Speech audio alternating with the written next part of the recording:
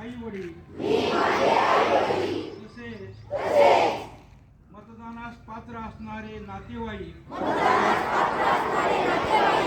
शेजारी यांनी 100% मतदान करावे असे मनापासून सांगणार आहे।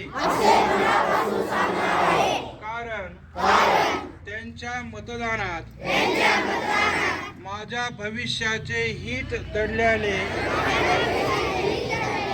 असून बीड जिल्हा स्वीप समितीच्या मतदान जनजागृती उपक्रमात सहभागी होऊन मी ही प्रतिज्ञा करीत आहे।